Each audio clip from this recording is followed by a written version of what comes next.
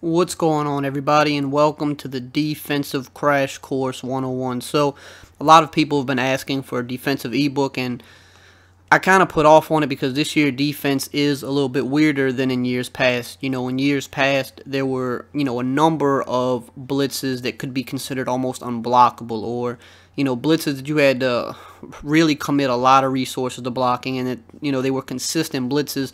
And this year, it's just not the case. Just to start this off, being honest, and most of us know this, we've been playing all year. There's not a lot of just consistent blitzes that work every single time, and that's the Madden that we're used to. And I didn't want to put out any type of ebook. I didn't want to charge for something that, I was going to have a bunch of blitzes or, that nature and say, well, it works sometimes, but not every time. That's just the nature of the game this year. But now that we, are later into the year, we kind of know. A lot of stuff has been battle tested. I know what is consistent, what isn't consistent. But I figured let's just put together a complete defensive crash course instead of doing what a lot of people would do, which would be just to break down a single defensive formation or a single playbook. I figured let's break down something that I know is worth the money, that will stand for the rest of the year. So instead of just focusing on one playbook or one formation, we're going to focus on things that could be found in multiple playbooks. We're going to focus on multiple formations. We're going to focus on 3-4 defensive style as well as 4-3 defensive style stuff. But we're also just going to cover, how to shut down the most popular stuff in the game, how to shut down the stretch plays or contain them, because, nothing can be just 100% shut down. Nothing is foolproof. Don't let anybody sell you on the idea that anything can be foolproof in Madden. It's not the case. But we're going to break down the best ways to contain and, to our best of abilities, lock down the popular stuff like the stretch runs, the halfback wham, the halfback pitch runs, how to contain gun bunch, how to contain gun tight, how to contain deuce close. We're going to focus on all of these things. So we're not just going to say, okay, here's some blitzes and here's some coverage defenses and just have at it. No, we're going to really cover everything we need to know about defense. We're going to talk about how to stop just certain routes in particular that people have trouble stopping. How to shut down drag routes, how to shut down smart routed out routes, how to shut down deep posts, how to shut down the popular runs, how to, contain the best formations. And then along with that, we're going to talk about what are the weaknesses of defenses, certain types of adjustments you need to be, familiar with making against certain formations. We're going to talk about, we're also, of course, going to have blitzes and stuff of that nature. In the playbook, we're going to have blitzes and coverages from both 3-4 style defenses and 4-3 style defenses. So basically, just trying to sum this up to open the video here, is we're just going to cover pretty much everything you need to know about defense. So there's going to be, at least a good bit of this guide that you can take away from it. There's going to be, a handful of knowledge. It's not just going to be, okay, here's a little playbook and a few blitzes, go run this. It's not going to be like that, because I wanted to make sure that you're getting your money's worth. So we're going to break down everything you need to know, and we're starting right now. Okay, so first let's start with the absolute basics. Let's talk about the coverages, what they do, and what their weaknesses are. So this isn't formation dependent. This goes for all formations. I'm just going to use 3-4 odd because I feel like most people are familiar with this since it's so popular this year. So, and I think I picked the wrong play, so hold on. Let's back out really quickly because I want to come out in the cover 4 so that I could access all of the main coverages from my audibles. So first, we look at cover 2 man. So this is not something you ever really want to run in Madden unless it's like the end of the game and your opponent has 10-15 seconds left and he needs to get to the end zone and he needs to go 70 yards. Then you can run something like this. But other than that, this is kind of like the most vanilla defense. This is what most people run when they first get Madden, when they're beginners at, when they're beginners at Madden. But it's really not the safest defense because there's just too many routes that beat man. And basically what you have is you have 2 deep safeties. They're responsible for covering the hash marks all the way to the deep sideline on their respective sides of the field. And then the man coverage is supposed to run man-to-man underneath on all of the options. But the thing is, it's just too easy. It's the easiest coverage to defend. Like if you're running some type of man, you need to run like a cover 1 or something of that nature, because 2-man under, or it's just like, I'll show you. I mean, if you're not really familiar, it's just very easy. We can put drag routes. We could put a lot of things on the field here. Like you could see, look how easy Martavius Bryant beat his man there. Just way too easily. And that's kind of what you're going to be dealing with when if you use the two-man under. You could see here Antonio Brown had his man beat. I mean, he's beat right here with Bryant, and then coming over the middle here, if I can get this right, Juju's going to have some separation as well. Not as much separation because he's not as good of a route runner, but he still has a step to the inside. If you pass lead that inside, you can pretty much complete that pass. So you don't really want to run two-man under. Now, cover 2 or Tampa 2 is probably the most popular coverage in the game the last couple of years. Now, the main weaknesses against this are going to be in the flats. Because most Tampa 2s, people are going to run cloud flats, and those are going to drift a little further back. They're going to be responsible for stopping things like corner routes. Now, they will clamp down into the flats and limit what you can get in the flats, but if you run drag routes at them, for example, a lot of times you can pick up 4 or 5 consistent yards. So let's talk about that first. So let's just run some type of a, let's say we had Brown on a fade, and then we had the tight end dragging underneath. So this is what's going to happen against a Tampa 2 a lot of the times. You see here, we got about 5 yards, and yes, the cornerback came down and made a play. He limited how many yards we could get, but getting 5 yards a play, if you were able to get 5 yards every play, you're going to move the chains every couple of plays. So it's just something to be mindful of. Yes, you would rather give up 5 yards than to give up 10 or 15 yards a play, and you hope for things like, maybe a hit stick fumble in that instance, or maybe, they get a bad pass from the quarterback, they make a bad read. So that's why Tampa 2 is so popular, because it kind of limits, the amount of yards you can get. The only other spot of this field that is vulnerable is the deep middle, because just like in the two-man under, these safeties are responsible for defending the hash all the way to the sideline. So they're going to flare out like this after the ball snap. They're going to flare out like this, leaving that deep middle wide open. Now, this mid-read zone is supposed to kind of drift a little bit further back here to limit that. He's supposed to really, whatever immediate threat is over the middle, but he's supposed to favor more, deep down the middle of the field. But he doesn't always do that. So we'll show an example here. We'll go to PA crossers just to show an example of what could potentially happen if you ran a standard cover 2. So you're going to see wide open touchdown for Smith-Schuster. So we're going to go to the replay. We're going to talk about why this happens. And this is why this is the biggest weakness of the cover 2. Now, you can see this mid-read here. He's responsible for what comes over the middle. We have this deep crossing route here, so he kind of has to check that route for at least a little bit of time. And then he passes it off to Kendricks right here. You see, he passes it off to this guy. But because he has to watch this route when it comes over the middle, it allows Smith-Schuster to get behind him, and then you see, very easy pass for a touchdown. So that is the main weakness of a cover 2. So how can we make that not a weakness? This is one of the most popular and most important adjustments in the game this year, and that is to take this mid-read zone and you put him in a deep blue. Now, in order to do this, you have to first base align your defense. Base align is wire triangle, depending on which system you're on, wire triangle, and then right on the left stick. That base aligns everything, it centers everybody up. And then you click onto this linebacker, you press A or X, A on Xbox, X on PS4, and then up on the left stick you could see it says middle third. And then he puts him in a middle third. So what this does now is it takes away that deep post. So now your main weakness is only going to be in the flats for 4 to 5 yards.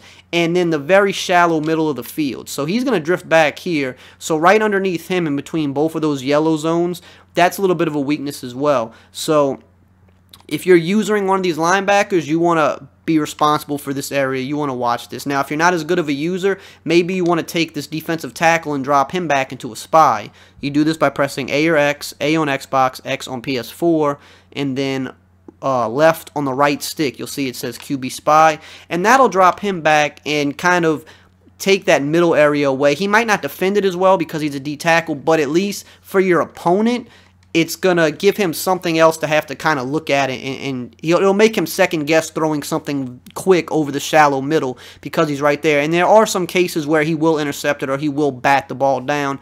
Now, something else optional you could do if you want to run this style of coverages. You could sub a defensive end in at defensive tackle because they're a little faster, a little bit more athletic, a little bit better in coverage than D tackles, and they'll be, sufficient at, at least if nothing else, making your opponent second guess quick throwing over the middle of the field. So if you run a cover 2 this way, you can see you immediately make it better because now we're going to go to that PA crossers play.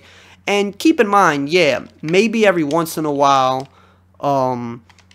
maybe the post still beats the linebacker. It's possible. It's Madden. Sometimes it's going to happen. But what you're doing and what you always want to do in Madden is you're trying to, or just in sports in general, you want to put your players in the best position to succeed. So by putting that middle linebacker over the deep middle, what you're doing is you're at least putting him in the area, for the best success. He might still get beat every once in a while, but there's going to be times you get the interception, or it's a fourth down and he bats the ball down and it gets you the ball back. Whereas if you never drop him back, that's never going to happen. They're just going to beat you with the post every time. So at least this way, you're giving yourself a chance to make a stop. So here we're going to try to throw the post and see what happens, and you can see a lot more traffic over there now because of that. A lot more traffic. It was not wide open, whereas last time it was wide open.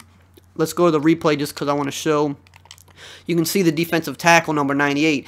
Now, let's say we wanted to hurry up and quick pass this tight end, number 89. You see him being right here. We can't quick pass it now because it could potentially get picked. We don't know that. We have to assume that it could get picked. So really the only thing we can do now is throw to this tight end in the flat. And yes, he's going to pick up maybe 5 or 6 yards because we're stressing this cloud flat deeper now because we sent Brown on a streak. But you're limiting what they can do.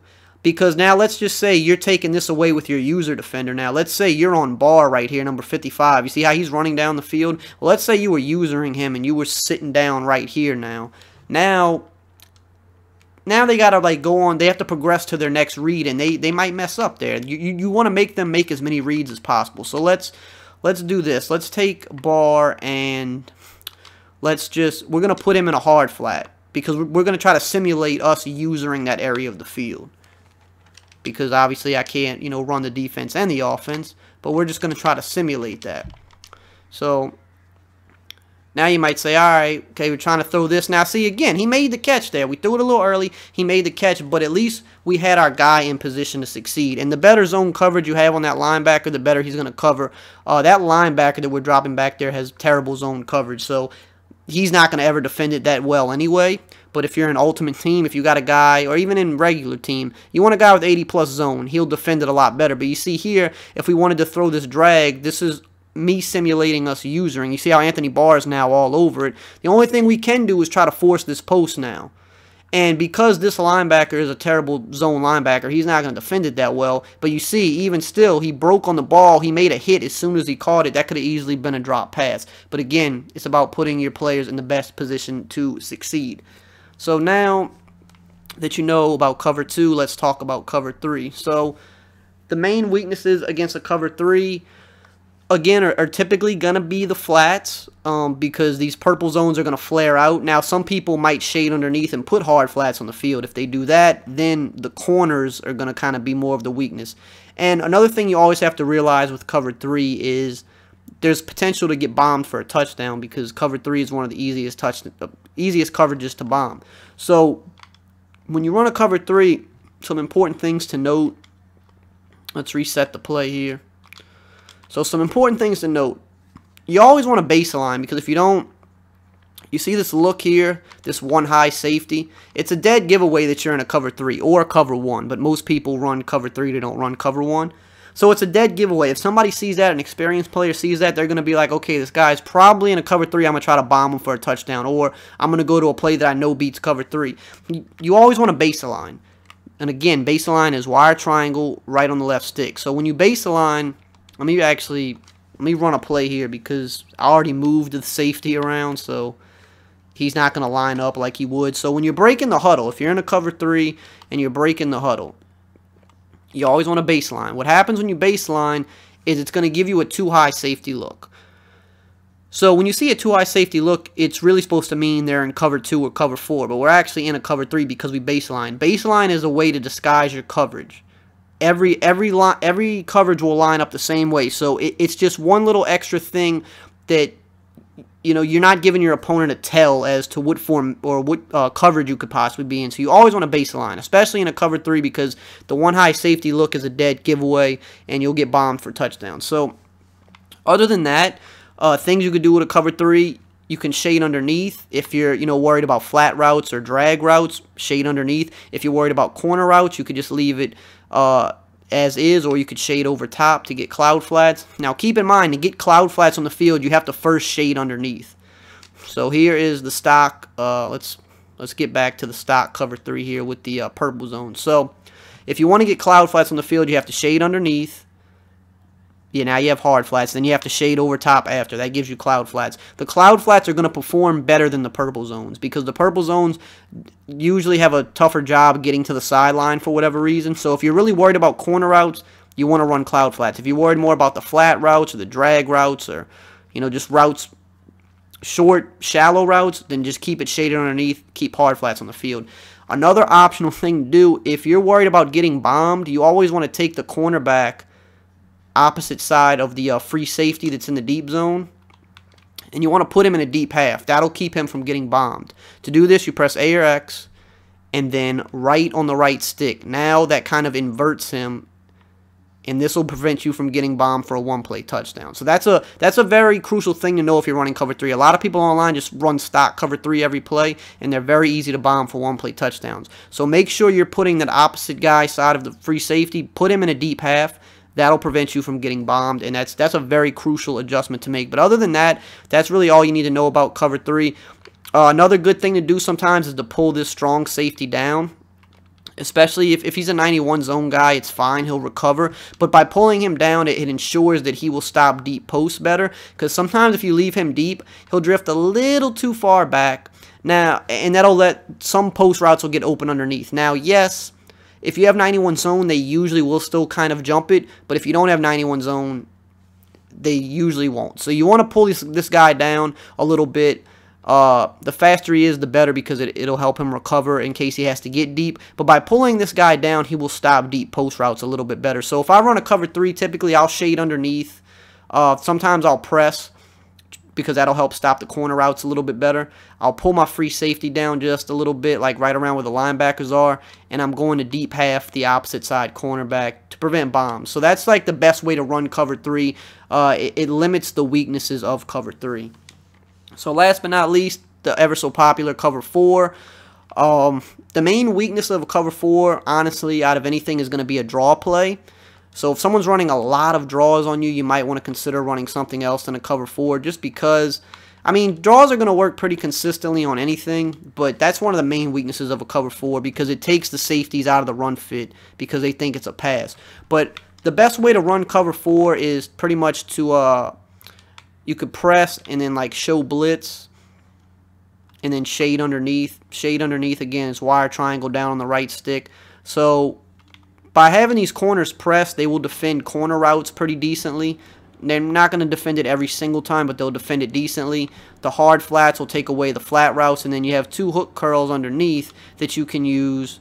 You know, use one of these guys as well, and you can manually try to cover up over the middle. This is probably the best base defense, just because cover 4 does so good at stopping the run, because the safeties are in run fits, which means they're run first defenders. So if they're running inside, any type of inside run, these guys are going to immediately attack. They're going to immediately start running down when you run the ball. So we'll show an example here. I mean, most of you know this by now, but we'll just show you an example. So we'll go to the inside zone here. We'll go run the ball. And you see how the safeties attack, and we got locked up there. And part of the reason we got locked up there is because of how the safeties react. So we'll show you here. Watch both of the safeties. Notice how they don't backpedal. They're standing still. They're standing still. Now they're attacking. They're coming forward. So because of that, Martavius Bryant, number 10, he had to go pick up the safety, which left the linebacker free to come shoot in. Now, if this was any type of other coverage, let's show you real quick. So we'll do a cover 2, for example, which is still a too high safety look. But watch what happens to the safeties now when we run the ball. They start moving backwards. Now, we still only got a couple yards there because the Vikings D-line is good and they block shedded. But the thing is we're going to have more success with a cover 4. Because look at the safeties. Look, as soon as the snap of the ball, they start drifting back. They're taking themselves away from the play. Whereas in a cover 4, you saw they stood still and then immediately started coming forward. See, now they don't start coming forward until we already have the ball. So that's why cover 4 is so good as a base defense against the run. You could either base a line and press it, or you can press and show blitz.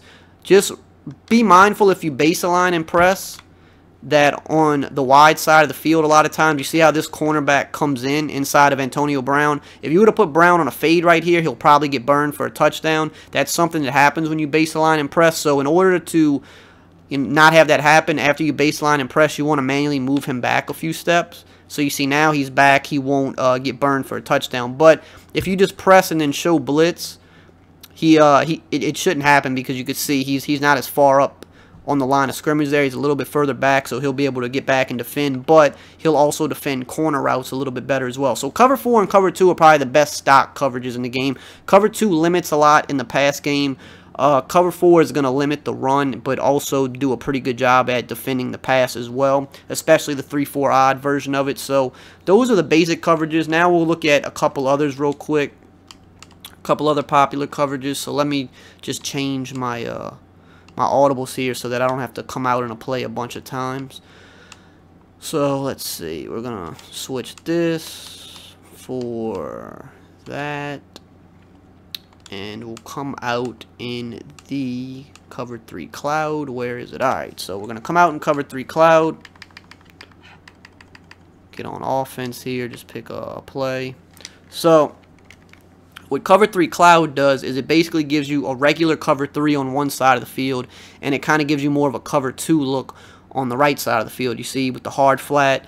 And what's good about cover 3 cloud is cover 3 cloud, you can't usually bomb it like you can bomb regular cover 3, because it's the way the zones are set up. Instead of having this cornerback in a hard flat, instead of him being in a deep zone, we have the strong safety in the deep zone. So you can't really get bombed in a cover 3 cloud. It's really rare that happens. So that's a positive thing about cover 3 cloud. And you'll honestly tend to get more interceptions when you run a cover 3 cloud, because people are just used to going against regular cover 3 or regular cover 2 or regular cover 4. Something like cover 3 cloud, it gives you two different styles of coverage on the opposite sides of the field. So they might look to the right side of the field and say, oh, that looks like a cover 2, and then they'll look back over to the left and then be like, all right, you know, this guy should be open because it's a cover 2. But on that side of the field, it's actually a cover 3, and they might throw a pick. It happens all the time to me whenever I break out a cover 3 cloud or like a cover 6. Always happens. So with a cover 3 cloud, again, I would pull the safety down just a little bit because it's going to help stop deep posts a little bit better. I would shade down and then immediately shade up, because I want to have cloud flats on the field, because I feel like those are better than hard flats in this situation in a cover 3 cloud. And the good thing about this zone here is this zone is very aggressive too. So if you try to throw routes that would beat a regular cover 3 on the right side of the field, it's probably not going to beat the cover 3 cloud, because this strong safety is going to get really aggressive over here because of the type of zone he's in. So this is another type of coverage that you would look to run. Cover 6 is very similar. Now what a cover 6 is it's a cover 4 on one side of the field and a cover 2 on the other side, hence cover 6. 4 plus 2 equals 6. You can see on the left side of the field, that's a cover 2 or a Tampa 2. On the right side of the field, that's a cover 4. Again, with this, I would shade down and shade up to make sure that I get both cloud flats on the field. And then that's really all you have to do with this coverage. If you want to put an extra guy in coverage, you could take this guy over here and put him in a hard flat, which is A or X, and then left on the left stick. So it kind of gives you a double flat look on the left side of the field, which means corner routes and flat routes will be stopped. And then you want to use the 3 receiver hook, and your area to defend is right here. And you got to drift a little bit back, because sometimes this area of the field could be vulnerable as well. But again, with a cover 6, just like a cover 3 cloud, very hard to one-play touchdown a cover 3 cloud, or excuse me, a cover 6. Very, very hard to bomb this. That's why it's very good to switch it up and use this type of coverage. And the last thing we're going to talk about is cover 1. Now, typically, if you run cover 1, this is a regular cover 1 robber. Typically, when you use cover 1, you only want to use cover 1 with the word press in the title. So it might be cover 1 robber press or cover 1 thief press.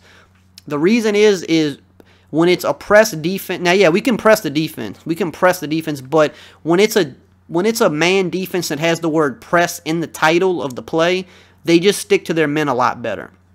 Now, I don't really recommend running man unless you're in Ultimate Team, just because you want to have multiple really good man coverage guys. If not, it's way too easy to beat. But the good thing about man, or cover 1 man, is that you have this 3 receiver hook on the play. Now, the good thing about the 3 receiver hook is I'm actually going to flip the play because I want to have Harrison Smith in it. If you have a 91 zone guy here, he's just going to jump crazy things over the middle. He's almost going to be like a user defender for you. Now, you can use the strong safety here, or you can put the strong safety in kind of a, let's see what we can put him in. You can put him in a hook curl. Sometimes, depending on it, if you base align, then you can put him in a curl flat. Just depends. When you base align, you can put these guys in different coverages sometimes. But you usually want to have some type of like curl flat or something on one side of the field, because in case you get beat by the man defense by a crossing route, if it crosses over to that side of the field, this is kind of protecting the sideline. It's limiting it from being a big gain. And then you might want to take the guy on the running back and user him. Now, yeah, if the running back shoots out to the flat, you're going to have to be responsible for that. But if the running back stays in the block, for example, well, then you can just sit over the middle, because this is the vulnerable area of the field. And you see how Harrison Smith just like sits over the middle and takes away anything. That's what's so good about the 3 receiver hook. Watch Harrison Smith here. Like, watch what he does. He just immediately shoots down, and you see this route's coming into play. If you would throw it right here, you see how Harrison Smith breaking on it? If you were to throw that there, it's getting picked. If you send a drag over the middle, he's going to defend that as well. Watch. So we'll run a drag now. The 3 receiver hook is probably the glitchiest zone. Well, it's not probably. It is the glitchiest zone in the game. So again, we'll put this guy like in a curl flat.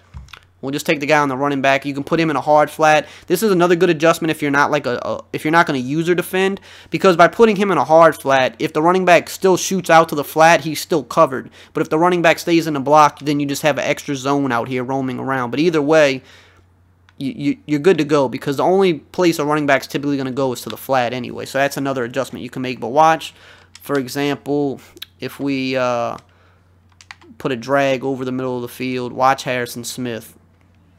See how he's following that drag, and then it just ran into the hard flat. But you couldn't quick pass the drag because Harrison Smith was all over it. Now let's watch again.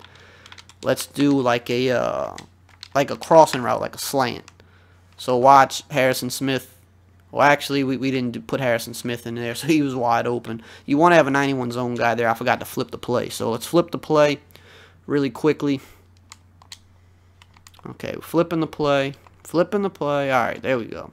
So you always want a 91 zone guy there, because he's gonna perform better. So watch what happens here.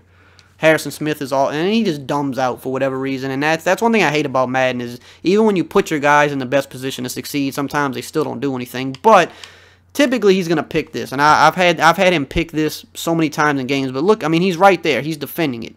I don't know why he just stands still and just says, nope, I'm not doing nothing. But he was right in the middle of it there. And that's what you want. You want guys in position to succeed. So we're going to actually run that one more time, because I would be very surprised if he whiffed on that 2 times in a row. So let's just see. So again, we throw it, and like I said, he picks it off, and that's going the other way, probably for 6, but we're just going to go down. So that's why the cover 1's good, because you have the 3 receiver hook zone. You want a safety with 91 zone in that spot, though, for the best results, so that he can jump stuff over the middle of the field. So those are the basic coverages.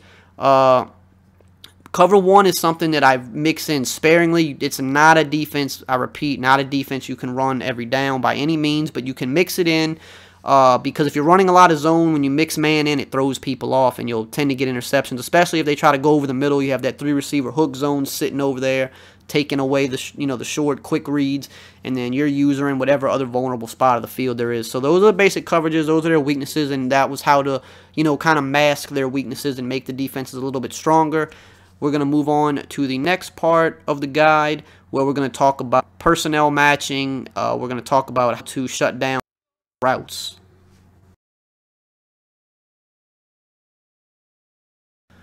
Okay, so I know that first part was a bit lengthy, but I wanted to make sure that you guys, understood what the coverages do, what are their weaknesses, how to make them better, because a lot of people won't explain that stuff to you guys. So now for this part, we're going to talk about how to stop stubborn routes. You know, just certain stubborn routes that can be a pain to stop that most players love to spam online. And these are, you know, the routes that I get asked about on my YouTube channel all the time. On Twitter, people are constantly asking me, how do you stop this, and that? So I'm going to make sure to add that in right here. So first thing we're going to talk about is smart routed out routes or deep out routes. A lot of people have trouble with this. You see Antonio Brown there on that deep out route. You know, people that run this tend to run it a lot of times in crucial situations. It's third down, they need that first down. It's fourth down, they really need that first down. They'll run deep out routes. So you'll catch on quickly to people that love to do this, because once they do it once or twice kind of in a crucial situation, the next crucial situation that pops up, they're going to throw the deep out route. That's their safety blanket. That's what they're comfortable doing. That's their, you know, that's their go-to move when they really need to pick up a first down. So yeah, the first time they pull it out, you might not be ready for it. But once they do it 2, 3, 4 times, you know it's coming. So when you're expecting it, you always want to be in a Tampa 2. The reason being is because cloud flats are going to do the best job at stopping this. Now, will they still glitch out and, you know, get open every once in a while? Yes, because nothing is foolproof in Madden. The programming isn't perfect. The AI isn't perfect. Sometimes the zones still glitch out or dumb out. But again, it's all about putting your players in the best position to succeed. So you don't want to run something that has less of a chance of stopping it. You want to run what has the best possibility of stopping it, and that is a Tampa 2, because the cloud flats are going to do a good job. Now, if you have 91 zone coverage guys out there, it's going to be even better. If you have lower zone guys, they're going to probably dumb out more often. But if you have 91 zone plus, they're usually going to do a good job. So we'll run it a few times and we'll see what happens. So here we throw it, and you can see Trae Waynes kind of actually glitched out and jumped back a little bit there, but he was still able to swat the ball out. And that's what you want to do. You want to make it to where this is a bad pass. They might still get lucky every once in a while. Like I said, that's Madden. But you want to make it to where this is a bad throw. You see again, Trae Waynes knocks the ball down. Was he in the best position in the world? No, but it still is not a good throw. So let's do it on the other side of the field now to Bryant. You're just trying to make it a bad throw. That's all you want to do, is make it a bad throw. And, you know, maybe sometimes they dumb out, maybe they don't. See there, he dumbed out. He just dumbed out for whatever reason, which is actually funny because Rhodes is actually a much better coverage guy than Trae Waynes is. But, again, that's just something you have to understand and you have to expect to happen with Madden. I noticed that if you show blitz, it kind of lines them up in a better position, and they usually defend it better when you show blitz. It's not something you have to do, but I just noticed that they defend it a little better when you do that. To show blitz is Y or triangle and then left on the left stick. So it'll line them up like that. And like I said, I just feel like they defended a little bit better when you do this. Like, as you can see there, he was under it a lot better there, and that's a pick 6. And that's the good thing about this, is when you catch that person that wants to just spam those out routes, when you I'm on the wrong controller here, when you catch them in that situation and they're just not ready for it at all, a lot of times you're going to get a pick 6 in that situation, and that's a game changing. Because let's say it's a crucial point of the game, they're going to their safety blanket because it worked the last 2 times. Maybe you're up 3 points right now. They're driving to try to tie the game or take the lead, and they throw a pick 6, and that's it. Like, you're pretty much going to win the game. Like right here, boom, you're up 3, but now you're about to go up 10. It's the 4th quarter. You pretty much won the game now. So that's a good thing about taking away these safety blankets in crucial moments of the game, is a lot of times they can turn into points the other way. So that's how you stop the out routes. Another thing that is really similar to that are the C routes. Again, it's something that people always ask me about, and it's going to be the same answer because it's attacking pretty much the same area of the field. You want to run cloud flats. Now again, will they still dumb out sometimes? Yes, they will still dumb out sometimes, but you want to put your guys in the best position to succeed. A cloud flat is going to do the best job. You see there, like Trae Waynes kind of dumbed out, but we still weren't able to complete it, and I'm going to show you why here, because we had to wait. Because Trae Waynes, while he dumbed out at the end of this, he was still in good position the whole way. Like, we can't throw it yet because he's in good position. Now, he dumbs out right here, but we had to wait so long that the pass winds up going out of bounds, because if we try to throw it right here, Trae Waynes is going to break on this and pick it. So again, you want to run cloud flats. It's probably your best bet. We'll show it one more time. Now again, I mean, keep in mind, it's Antonio Brown versus Trae Waynes, who is not the best coverage guy, but if you're playing in MUT, you're going to typically have 91 zone coverage guys, so they're going to do a better job at this. But you see, again, we threw it a little bit earlier that time, and Brown made a ridiculous catch, but that wasn't a good throw. Wayne should have got a pick there, but like I said, he's not. He's not a good cornerback, so it can be expected, but we'll just go to the replay here. You'll see, I mean, this isn't a good throw. He's completely blanketed, and it's an animation-based game, so what happened is Antonio Brown just got a good animation. But you're okay with that as I mean, you're not okay with that because it's like kind of like the game cheating you in a sense, but you're okay with that in the sense that he threw a bad pass, you were in perfect coverage, he just got a lucky bailout animation, and that's the only way that you want people to succeed on you, is just getting lucky, because as long as you're putting your guys in position to succeed, you could at least say, well, I did what I had to do to get the stop. He got a lucky animation, but they're not going to get lucky animations all game long. He might get that once or twice, but there's going to be some point in the game where he tries to force that and he throws a pick. So C routes and out routes, you want to run Tampa 2 because Cloud Flats are going to do the best job at stopping that. Now, let's talk about drag routes. Everybody is always asking how to stop drag routes. In my opinion, cover 3 is the best thing basically because of these linebackers being in hook curls. If you go to a cover 2, you'll see that the linebackers are in vert hooks. Vert hooks are different than hook curls. Hook curls play more aggressively on drags. Vert hooks play more aggressive on vertical routes. That's why they're called vert hooks. They're responsible for carrying vertical routes.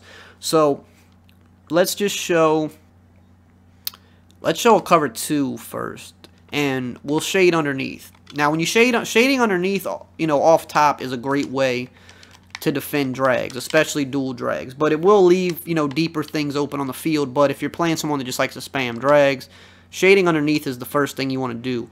But you'll notice in a cover 2, like for instance, we're able to fit that in for 3. We could have almost maybe got 4 yards out of it, which is not bad, but we want to do better than that. And that's because the vert hooks aren't aggressive enough. Now, if we do a cover 3 and shade underneath, it's going to be virtually impossible to get any yards because not only are we shading underneath, but we have those hook curls who are much more aggressive. You see here we tried to throw that, and the coverage was so tight that he dropped the ball there. Because notice what happens here. Watch Kendricks, and Kendricks doesn't have the best zone coverage, but even still, watch. You see how he was all up on this curl? That's a horrible throw. And then he's going to pass him off to the safety here. I mean, you're throwing it in between 2 guys. He gets popped. He drops the ball. I think cover 3 is the best thing to run against drag abusers, like I said, because you have those hook curls on the field. They're better than vert hooks. To shade your defense underneath, just to update you once again, it's wire triangle down on the right stick.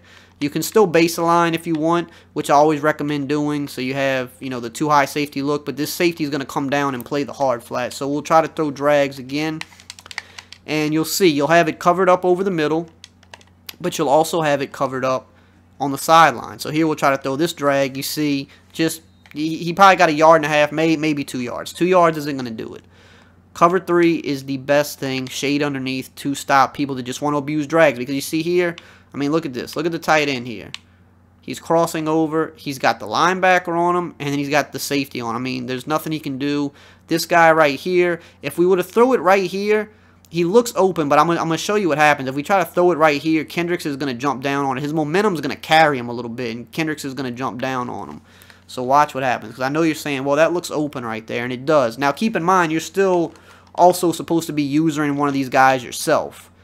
But for the sake of this video, I'm not doing that because I'm running the offense. You still should be using one of those guys yourself because that's going to even help take away one drag even further than the other. But you're going to see here, we try to quick pass this, and you see how Kendricks, it looked like he was going to get more than 2 yards there, but he didn't because Kendricks was in that hook curl. He clamped down on it. So, yeah, maybe they get 3 yards, but okay.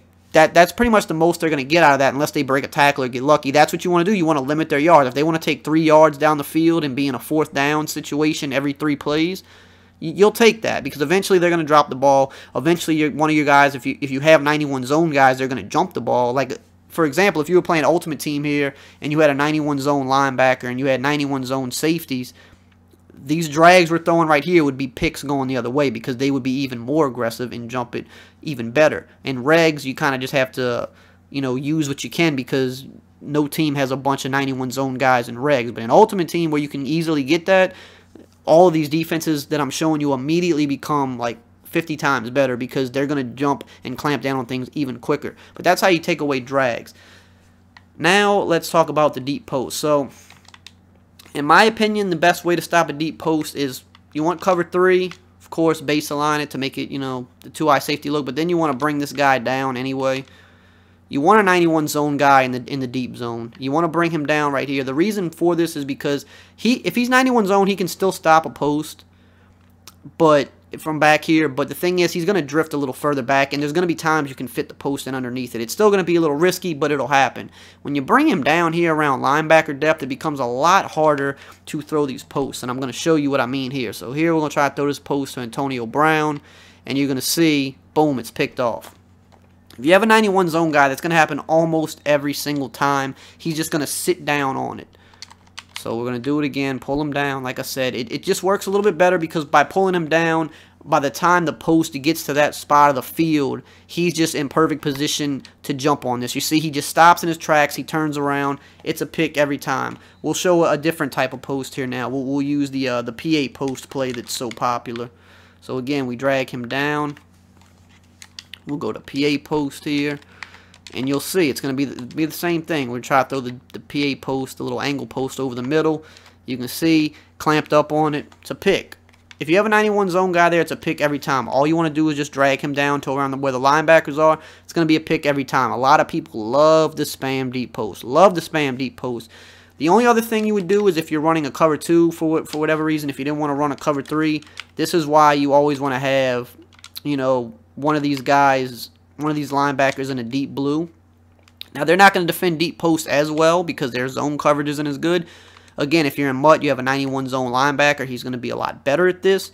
I don't think Kendricks is a very good zone coverage linebacker, but we'll just see. Again, he'll be in the vicinity. He might not stop it. Well, he actually did stop it.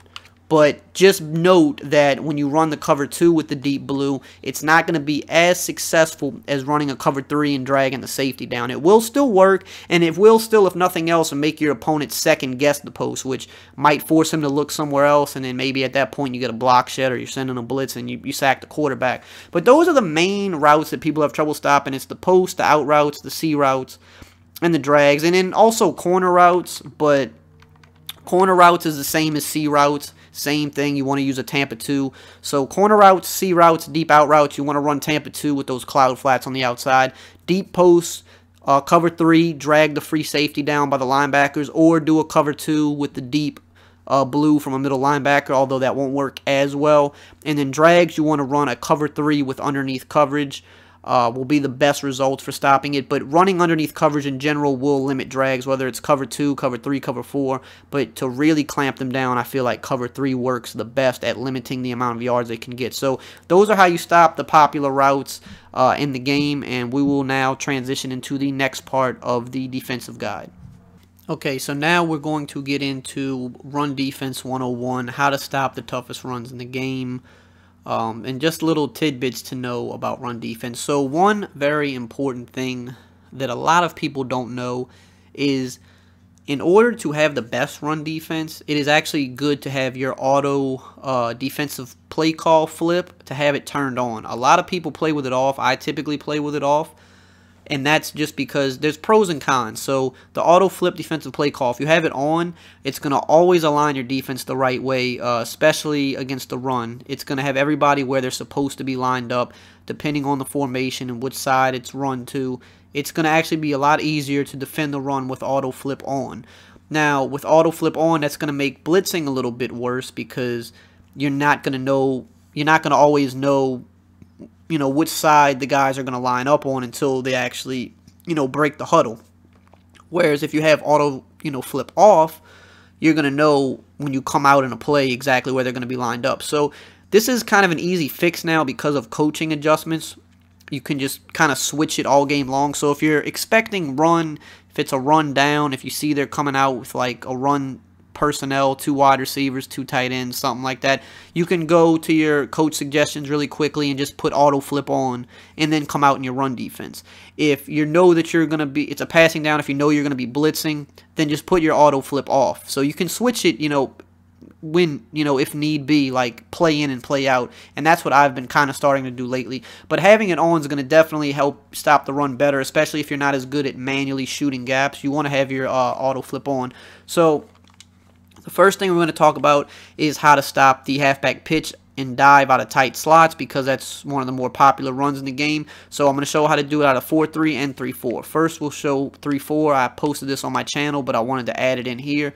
So if you know you're going up against a guy that's doing the pitch dive combo out of tight slots, you want to do 3-4 odd, cover 4, drop, show 2. You want to base align, wire triangle, right on the left stick.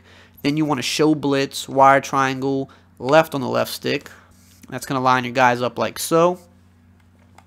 Now, I like to just shade underneath in case they do pass. I'd rather have the hard flats on the field. That's optional, but I just like to do that. So that is wire triangle down on the right stick. And then you want to pinch your defensive line and crash them down. Well, actually, you just want to you know what? Let's back up for a second here. Against this formation, you don't want to base align and show blitz. You actually want to base align and press against this formation. And that's because you want to be able to pinch your D-line. So you want to pinch your D-line, crash them down.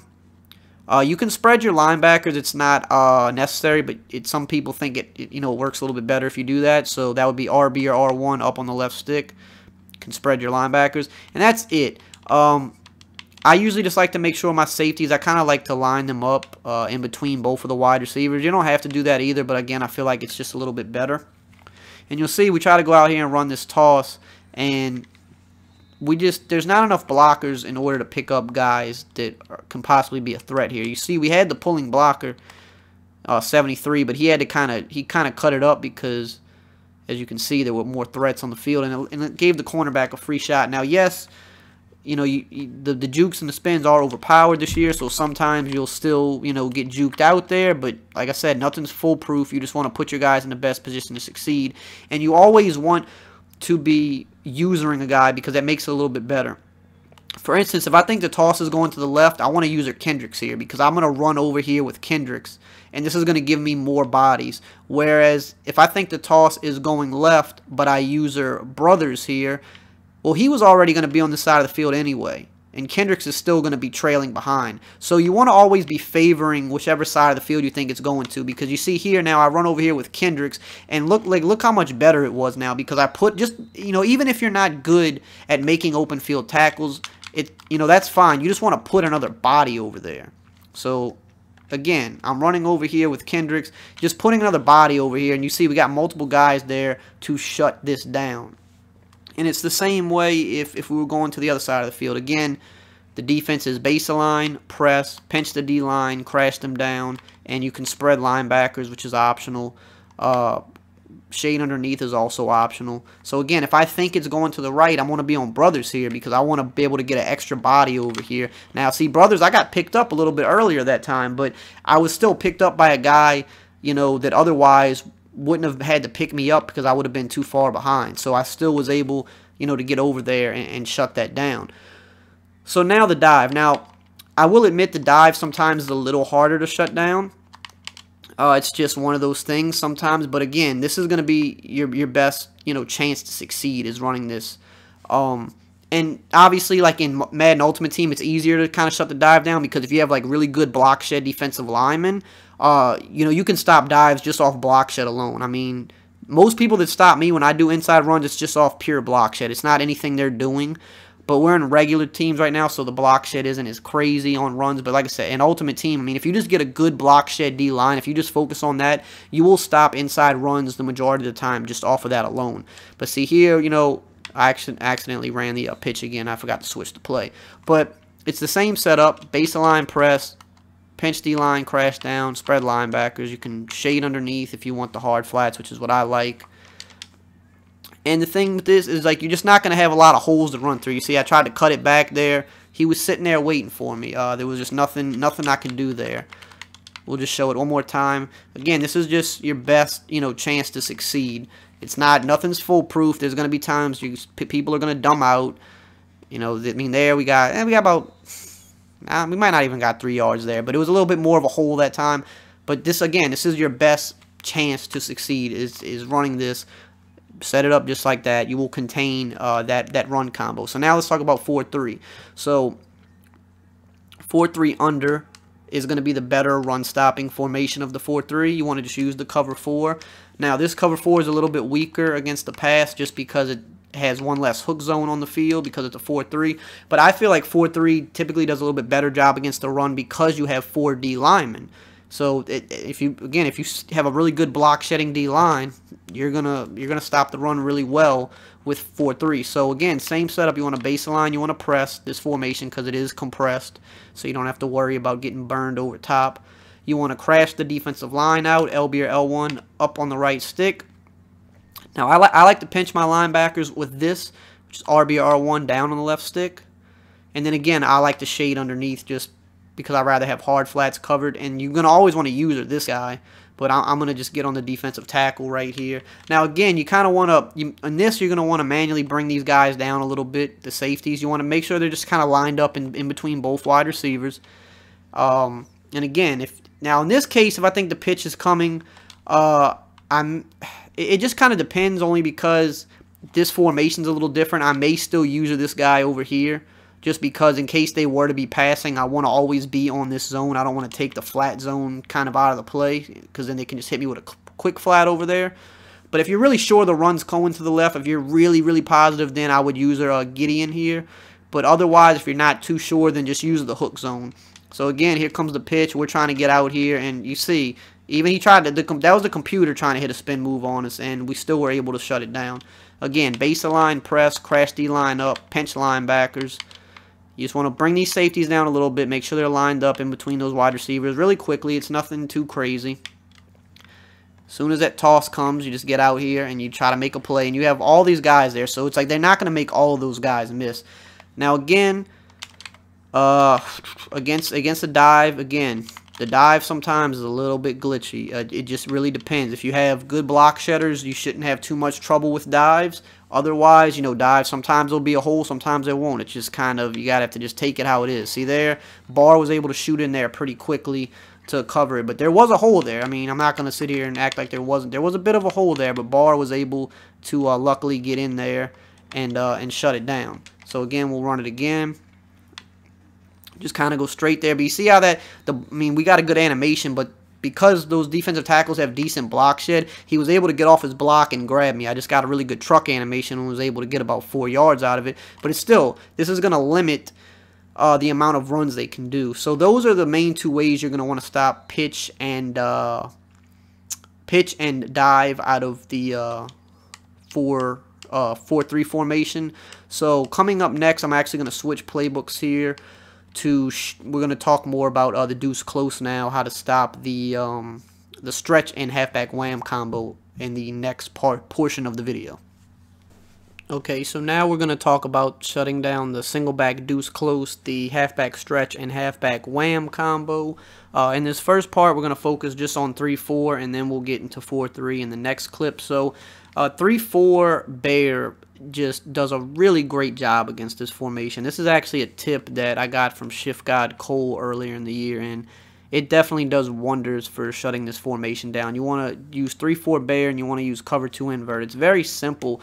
Even if you don't have a great user, you can shut this down with this formation. So all you want to do is base the line, which is wire triangle, right on the left stick, and then crash your defensive line out, which is LB or L1, up on the right stick. Now, I would user this safety and still try to fill the gaps on the run, but I'll show you that even if you don't want to use her, you can still contain the run pretty decently. It'll be better, obviously, if you use her, but you can see here, we try to get out here, and that linebacker is always going to set that edge and then allow that cornerback to come down on us. So again, base the line, crash line out. Very simple, easy setup for you 3-4 guys. You're going to see, we try to get out here. Now, this time they actually picked it up. The guy that set the edge didn't break free, and that's why it is important to use her. But I want to show you that you can still pretty consistently stop this even without using, because you can see most of the time that linebacker, and of course Bell broke the tackle, but Kendricks was there to meet him, and he's gonna, more times than not, that's gonna be the case. We'll show it, just show it one more time, just because he broke the tackle. But you can see that more times than not, one of these guys is gonna be out there to slow this down. Like I said, nothing is foolproof in Madden. As you saw, there was one instance where the block set up and we had a nice run, but more times than not, you could see we gained no yards or actually lost yards. So here, I'm gonna actually use the Harrison Smith here. just because. Now this, I mean, you could see if he would have faked out our linebacker, Harrison Smith, we had him there to play cleanup. And that's, let's run it to the right side this time. So, I mean, that's important. It's always important to use her because it's going to give you just one more line of defense. So you see, I mean, you see the linebackers usually out there every time to make, or that time it's the safety because we're on the other side of the field, but they're always going to shoot over there to stop it. Now, watch what happens if we try to do a wham. This is, you don't even have to use or anybody to stop the wham, and I accidentally did stretch again, so hold on. Forgot to audible there. So again, baseline, crash line up. That's all you have to do. We're going to come out, try to run the wham here, and you're going to see just no shot. Now, that was actually not even, usually it is honestly even better than that usually, but that was still decent. We'll take it.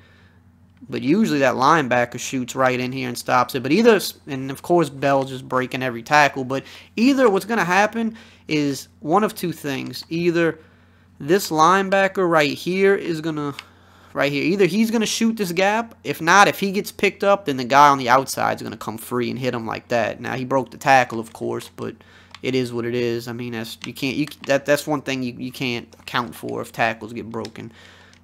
You're going to see.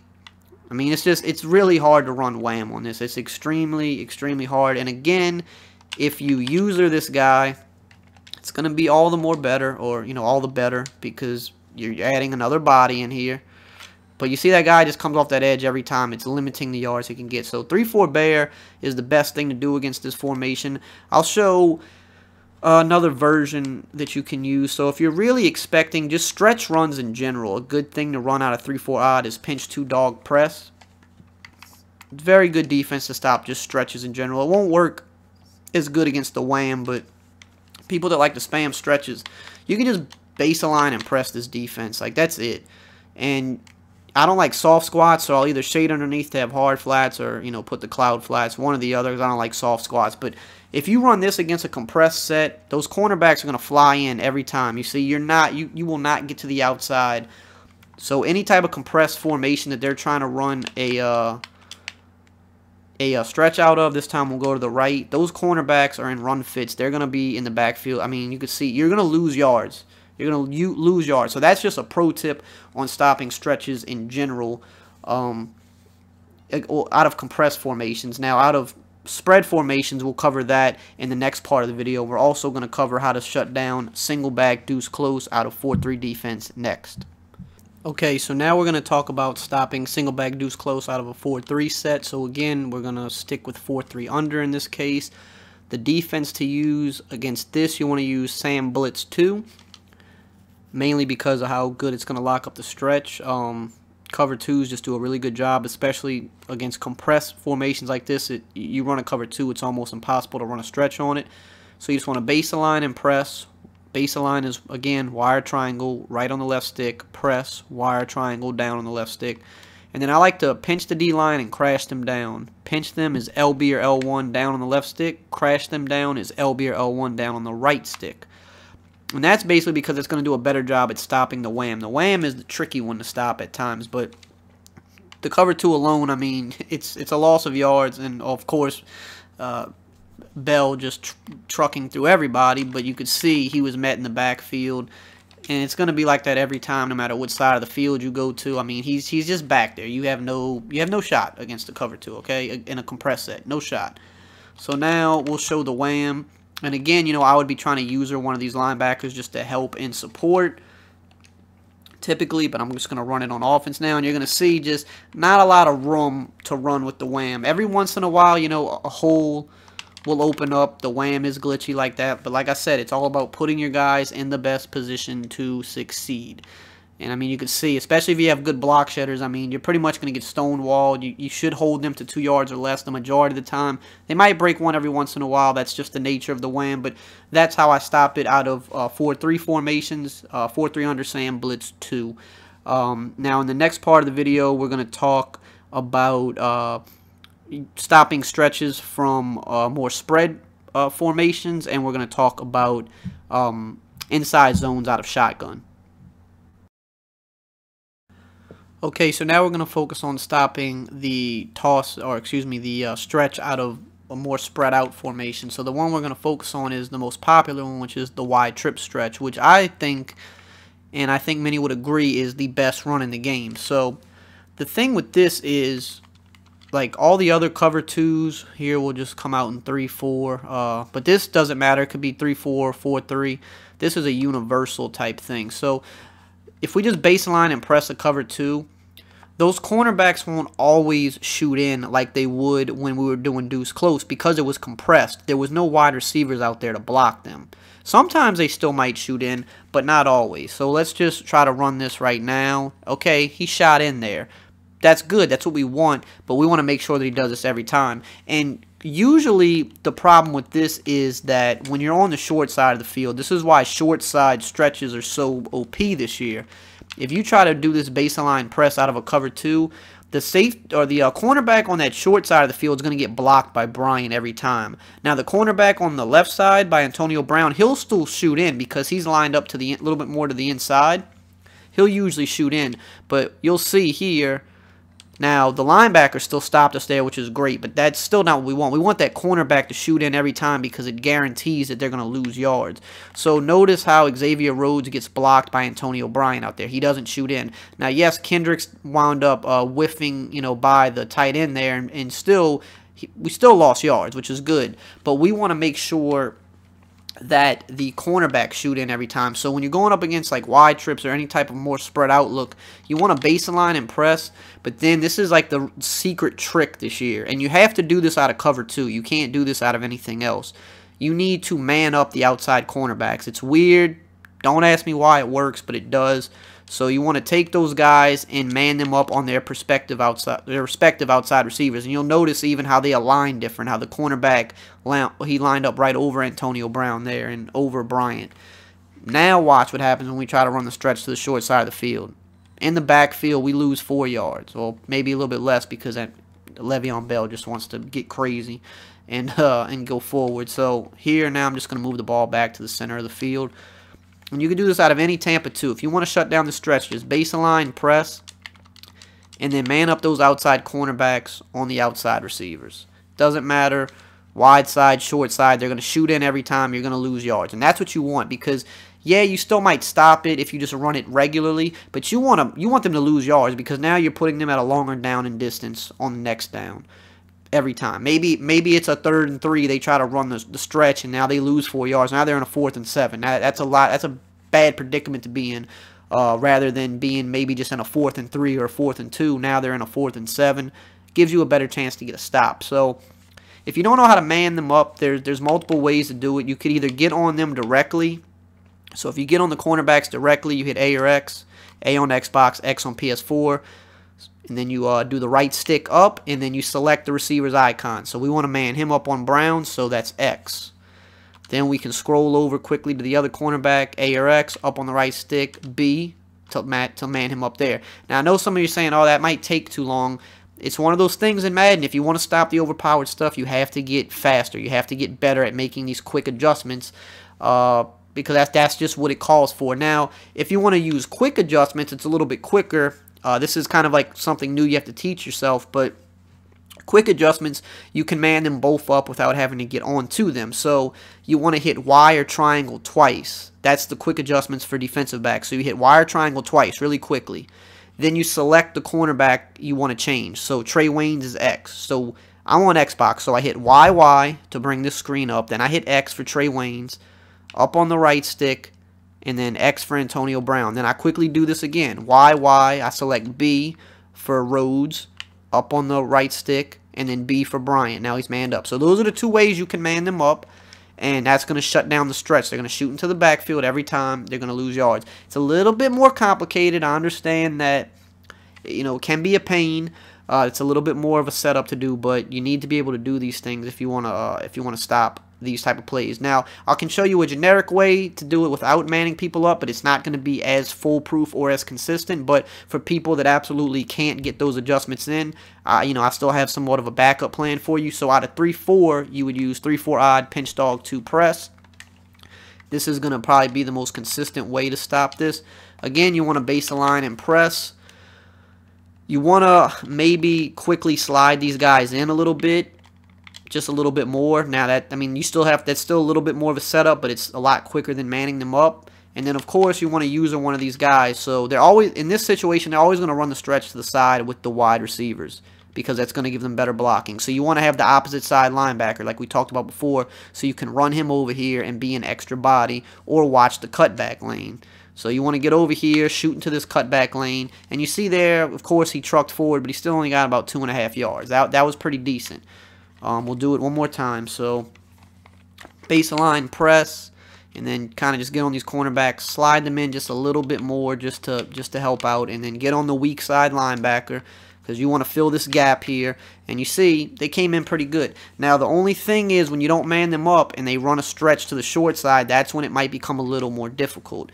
A lot of people don't know about the short side of the field being OP. Most people like to run it to the wide side of the field because they feel like, well, that gives me more, so you want to slide this guy in a little bit. They think like, oh, that gives me more, you know, room to run, but they don't realize, a lot of people don't realize the short side of the field is harder to stop. But again, just want to kind of get back here, fill this cutback lane. You see, we're still doing a really good job. This is the backup plan, but manning up the outside corners is the absolute best way. But I wanted to give you just another backup plan.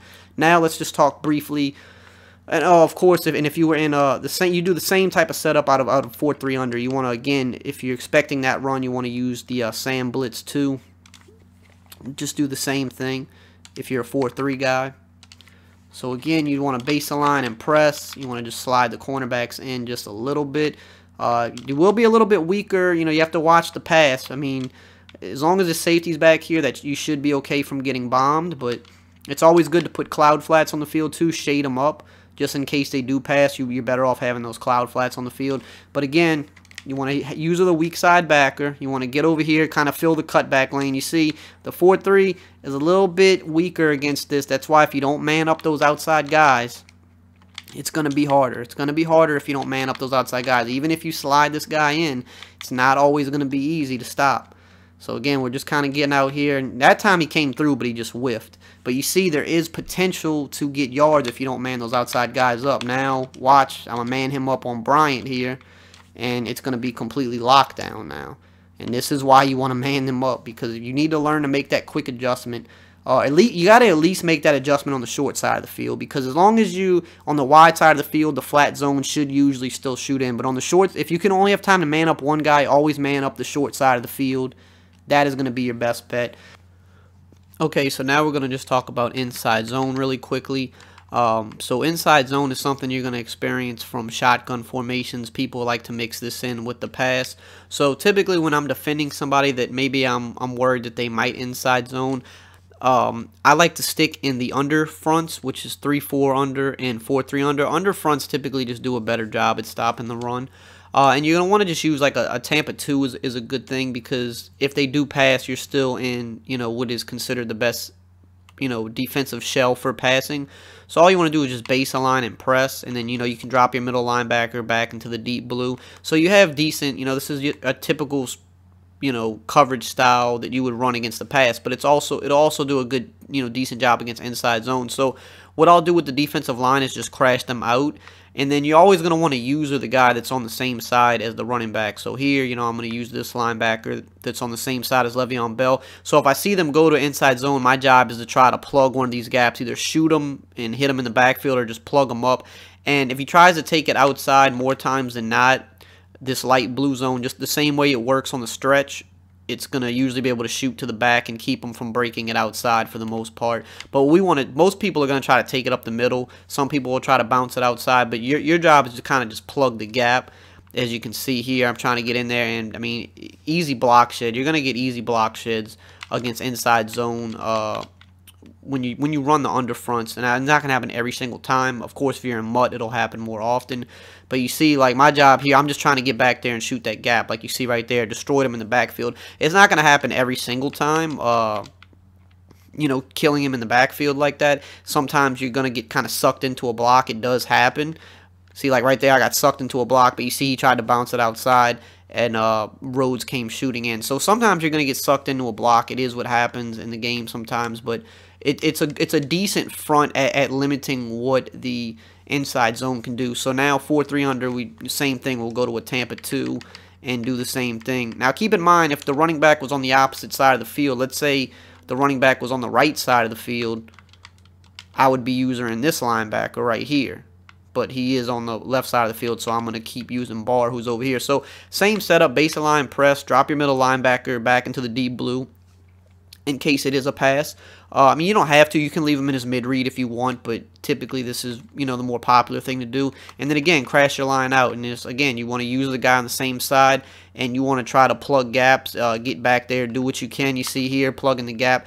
A lot of times with these under fronts, it's going to be easy to come shoot through untouched because just the way that the under front aligns, it usually picks up all of the offensive linemen for you, and a lot of times, unless you get sucked into a block, it's going to leave you an alley to come in. See there, I got sucked in, and everybody whiffed there. We'll actually go to the replay because obviously it was bad that everybody whiffed there, but you saw that Rhodes was right in the backfield to stop him. I don't know what happened. So here, I didn't move quite quick enough, and this is what's going to happen sometimes, like the left tackle, I got sucked into him because instead of him taking the defensive end on the left, he kind of focused on me, which is fine because it's still another blocker that's being taken up. But you see here, you have a good defensive tackle. It's always good to have a good defensive tackle for stopping the run. You see here that Joseph is shedding. Joseph or Floyd, I'm not sure which one that is, but he's shedding, so it forces Bell to have to bounce it outside. And you see Xavier Rhodes is right here. I'm not sure what happened. Like, he just ran past him and, you know, didn't try to make a play for whatever reason. But that was really good run defense. It was just the defense glitched out because of, you know, of course it is Madden, and Madden does things like that sometimes. But again, you know, your job, you're trying to get back here. You see I was able to shoot the backfield. I whiffed because I'm using both controllers, but we'll go back to the, you know, he's still limited him to maybe like half a yard, which is perfect. So I come through with Barr. I whiff on the tackle, but I plug up that gap, so the running back tries to avoid me, but here's Rhodes again, limited him to about a yard. So that's how you're going to want to stop inside zone. Use 4-3 under or 3-4 under, and you know, on downs when it's a run and pass down. Now, if it's third and long, you know, you can dial up your blitz or do whatever you want to do, go all out coverage. But if it's early downs and you're playing someone that's shown that they like to run inside zone, stick in the under front, stick in Tampa 2 because it's the best base coverage. So in case they do pass, you still have a decent coverage shell on the field, and you can plug up the run with ease. Okay, so for this part of the defensive guide, what we want to do now is I'm just going to go over the best crossfire blitzes in the game, because most of y'all know crossfire blitzes. They are the best blitzes in the game this year. So I'm going to go over the three that I think are the best, and that is the one out of 3-4 odd, the one out of 3-3-5 odd, and the one out of dollars. So first we'll talk about the 3-3-5 odd one. This is kind of the play that Skimbo made famous. Most people would consider this the best. It is one of these plays that I will say, I mean, you'll see that it's good in practice mode, but it is so much better in game. And the reason for that is in game, this defensive end right here, Hunter, just block sheds really crazy out of this formation, or just maybe it's just this play in general, but just block sheds really crazy in game for some reason. And that's what makes it even tougher, because even when the blitz, like if they block extra people to pick the blitz up, a lot of times that defensive end will block shed quickly and still put pressure on you. So you'll see that the blitz is good, but it's just one of those things that in game it just seems to like really just get in your face even a lot more viciously. So the setup for this, at least the way I set it up when I use it, is I base a line, which is wire triangle right on the left stick. Spread the defensive line, which is LB or L1, up on the left stick. Crash them down, LB or L1 down on the right stick. Then you want a QB contain, which is kind of optional, but I feel that it works better when you contain. You don't have to do this, but to contain, you hold L2 or LT and then press the RB or R1 button. That puts contains on the field. Then you want to take the slot corner. You want to drag him down just a couple steps and blitz him. So by blitzing him, you hit A or X to select, and then you down on the right stick, that'll blitz him. And then you want to get on this linebacker on the left, put him in whatever zone you want, but you're going to use this guy. So that's how you set up the blitz. Now, outside of that, if you want to adjust extra coverage, you could shade down to put a hard flat on the right side of the field. You know, if you want to take this strong safety and get real crazy and man him up on somebody, or put him in a hook zone, or, you know, just whatever. I mean, it's really up to you what you want to do. If you want to kind of cross-man him on X or cross-man him on the tight end, whatever you want to do. You know, he's kind of, you got free reign with that guy, or you could leave him in his deep post or deep blue zone. But you're going to see that what's going to happen is one of two things is going to happen. Either, and Big Ben's just breaking tackles here, either the cornerback's going to come off the edge or the linebacker's going to come free. Sometimes in game, both of them will come free. It just kind of depends. A lot of times you can expect the linebacker to loop just like that. It's going to be very quick A-gap pressure. If you are not blocking extra people, it's going to be pretty much an instant sack. As you can see, he just comes in crazy. That time he got picked up. But the thing is, if he gets picked up, the cornerback's usually going to get in off the edge. And like I said, practice mode does not do this justice. I mean, you see Skimbo run this time and time again every down of the game, and he's getting pressure just crazy. You see, like, I tried to get the ball off quick there. I'm using both controllers, and I couldn't even get the ball off. It's just, you know, every once in a while, yeah, it'll get picked up because it is Madden 18. No blitz is 100% of the time going to come in. But, I mean, you can see how quickly it does get in. And like I said, you can adjust your coverage behind it. So, one more time, that setup is baseline, spread D-line, crash D-line down, QB contain, blitz the slot corner, and then you want to use this guy. Any other adjustments are, you know, optional. Like I said, a lot of times I will shade underneath because I like having that hard flat on the field. Reason being, people see that linebacker come flying up the A-gap. They're going to try to quick pass to the flats, and then boom, you're there to lay a hit, maybe get a pick, something of that nature. But pretty much in game, that looping linebacker is going to come almost every time if they don't block extra people. Practice mode's a little bit weirder. Blitzes are not as consistent in practice mode as they are in real game. It's just one of those weird Madden things. So now we're going to look at the 3-4 odd version, which is going to be called the Cross 3 Fire. So similar setup. We're going to baseline. We're going to spread the defensive line. We're going to crash the defensive line out in this case. We are going to blitz all linebackers. This is very, very important. Blitz all linebackers. RB or R1 down on the right stick. Then again, you want to QB contain. L2 or LT, hold it down, and then hit RB or R1. And then you're going to put this guy back into a zone. Now, this crossfire blitz is more of a must-pass situation. Your flats are going to be exposed if you run it this way. It's going to be consistent pressure. Sometimes in game, you will get multiple people in free when you do this.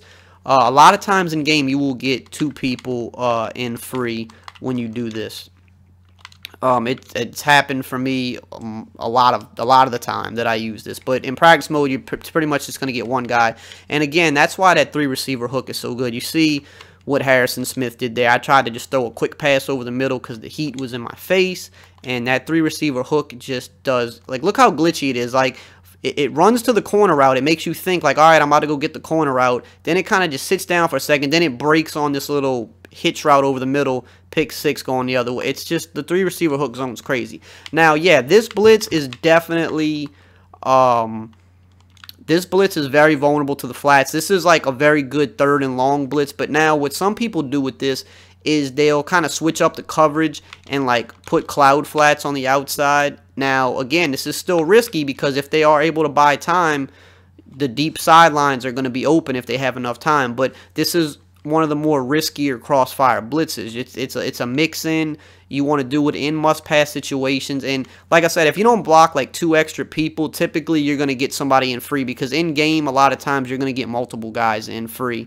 In practice mode, it's not going to really do it justice, like I said. But this one's a little more risky because you have to blitz an extra person. But again, you want to use this in must-pass situations. You don't want to throw this blitz out there, you know, in a situation where they can just dump, you know, 1st and 10, where they can just dump it down to the flats every play. Not going to be something you want to do. So we're going to skip over because I got to switch playbooks now, and then we're going to look at the dollar crossfire. Okay, so now we're going to look at the last crossfire blitz, which is my favorite crossfire blitz personally, and it is the dollar crossfire blitz. I actually posted this on my Patreon channel already, so some of you might have seen this, but to include it into the guide, we're going to do it again. And when I run the dollar crossfire blitz, I like to run it flipped. It really shouldn't be that much of a difference because it is a symmetrical formation, but I just find that it is a lot better when you flip it. And to me, this is the best crossfire blitz because the linebacker almost like never gets picked up.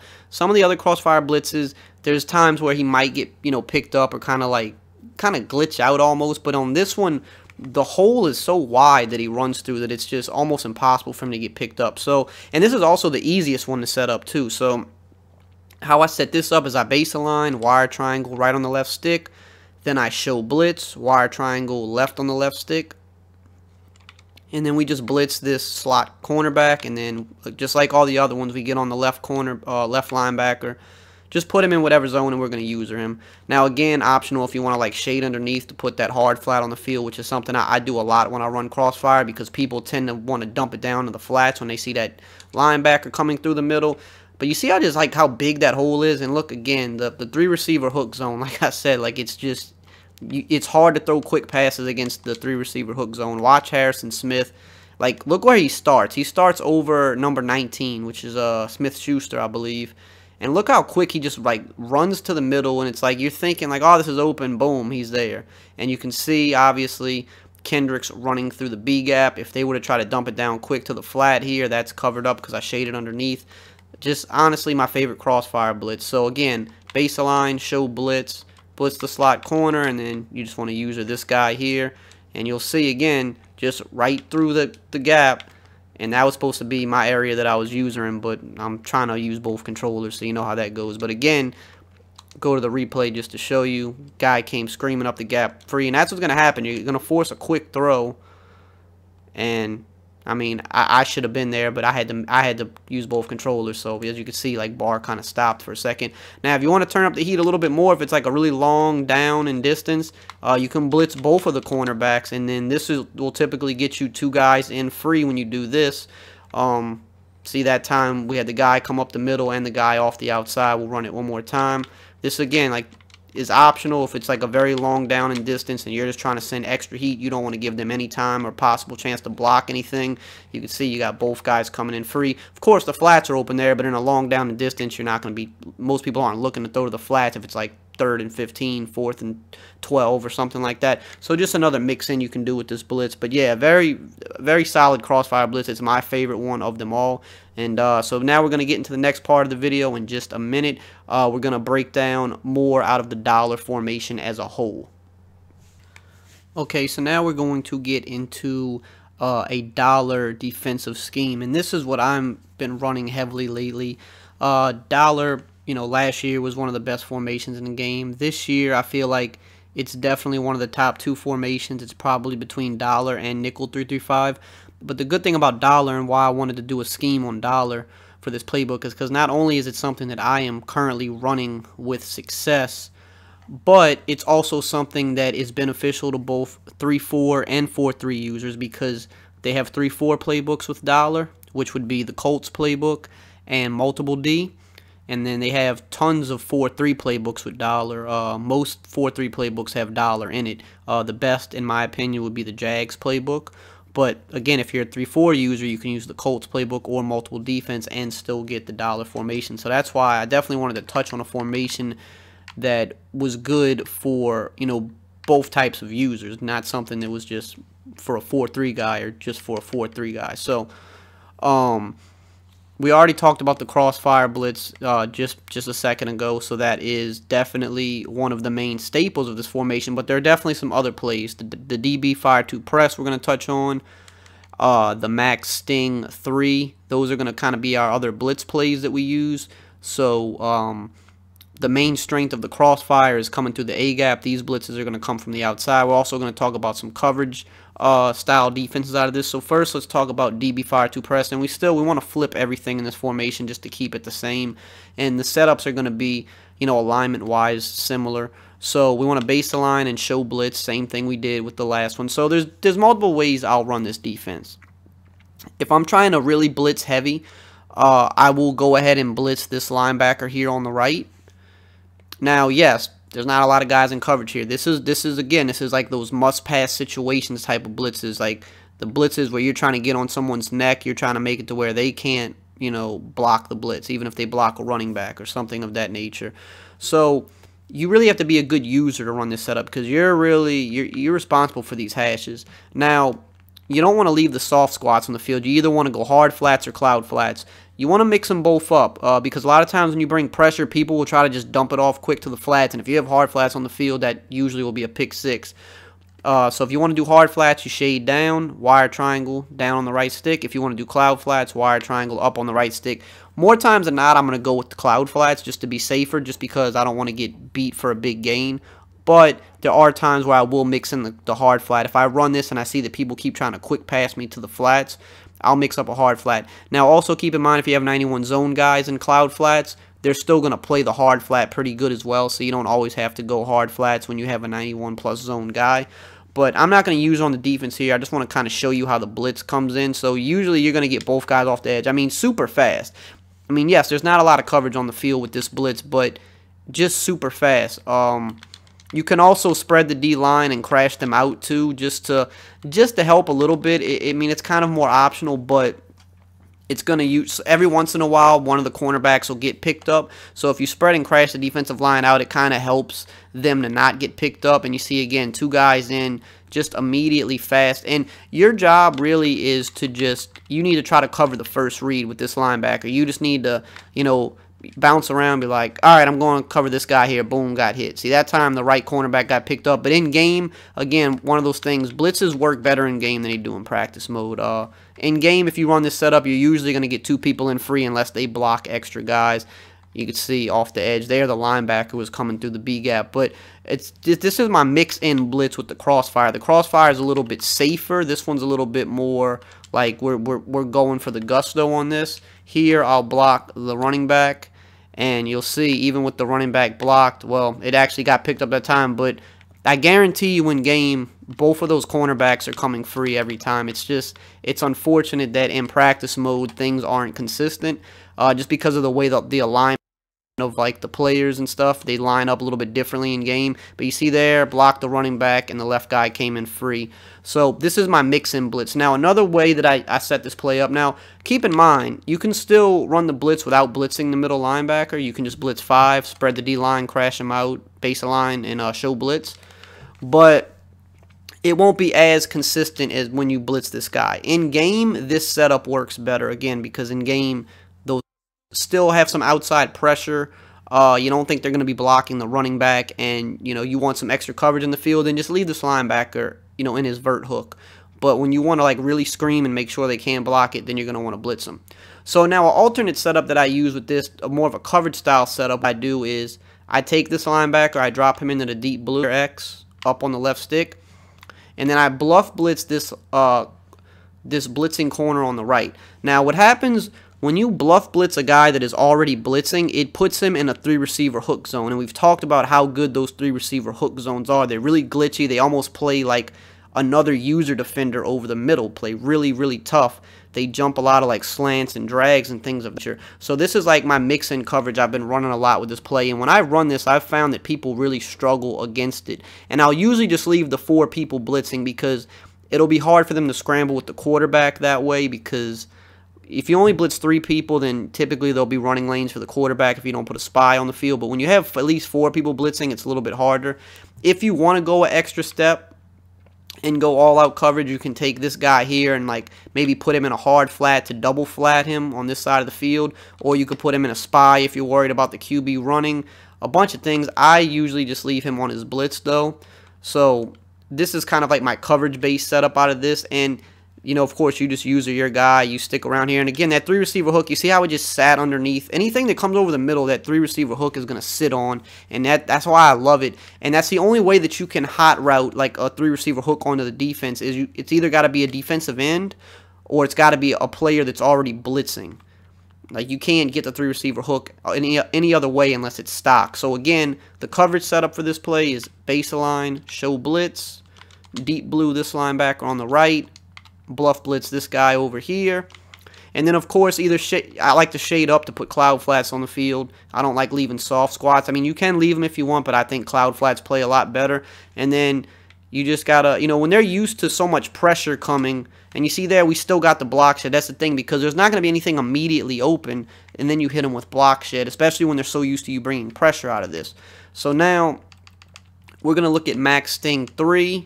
We're going to flip that as well. And this is basically just the cover 3 version of what we were just going against right there. With this one, again, baseline press.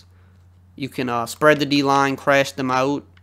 Sometimes I'll move this linebacker back if he creeps up. So again, this is just the cover 3 version of this, of the DB Fire 2 press. I'll usually shade underneath, put hard flats on the field, or maybe I'll take this guy. Like, this is like one of those, again, must-pass situations. I'm not really worried about the flats. I might take this safety, put him in a hook curl, man him up on the tight end if I'm afraid of, like, them hitting me quick up the seam. Again, I'm not worried about the flats here. I'm running this type of a setup on a 3rd and long where they really have to go over the middle of the field.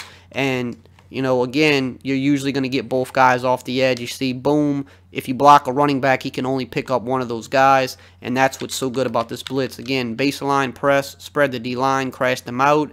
And, just play with your coverage if you have time.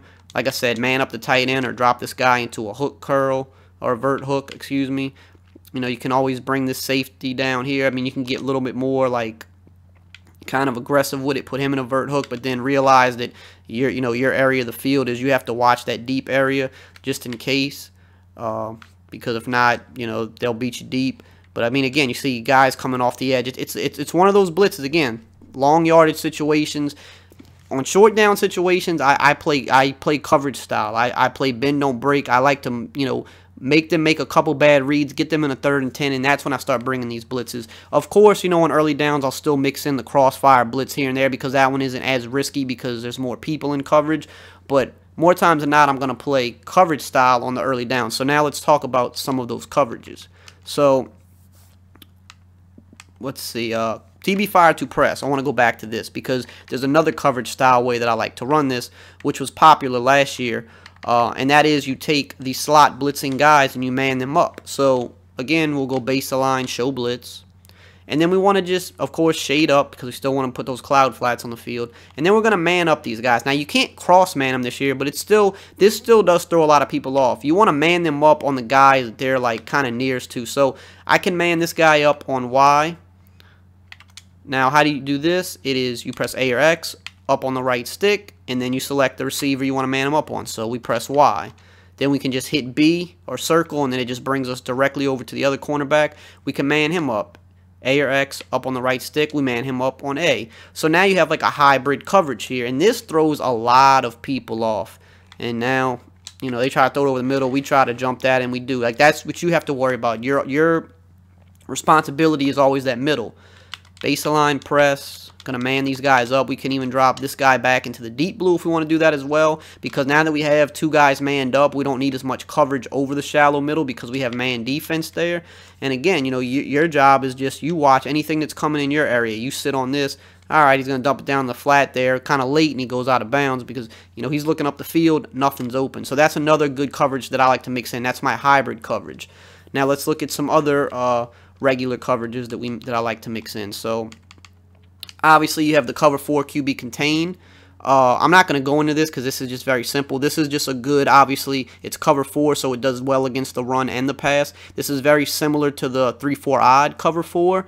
So with this, you would just baseline press and then crash the defensive line either down, or you crash them to the opposite side of the running back. So if the running back's on the left, you would crash them to the right. If the running back was on the right, you would crash them left, or you just crash them down. This is because you're crashing them kind of to the side where the running back would be able to run the ball, and then you would shade underneath to put hard flats on the field. So with cover 4 QB contain, it's a good early down defense coverage style. It'll contain the run because it's a cover 4, but you also have 8 guys in coverage. So you baseline, you show blitz, you shade underneath, and then you crash your defensive line either down or to the opposite side of the running back.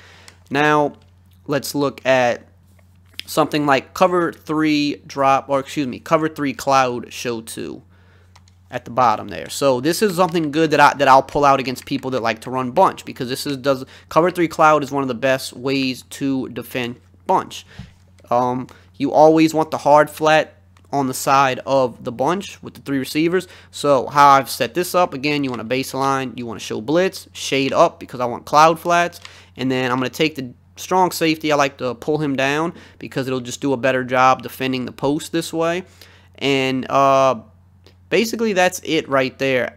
And then you just use one of these guys here, and it's a very good way to contain bunch. If they try to hit you, especially if you have a 91 zone guy over there, if they try to hit you with any of these floods, that cloud flat's going to defend the corner route very well. But what's also going to happen too, something else you can do against bunch is you could take this hook zone over here, you could put him into a hard flat, so now you're double flatting because you don't need three hook zones because you can cover this part of the area yourself.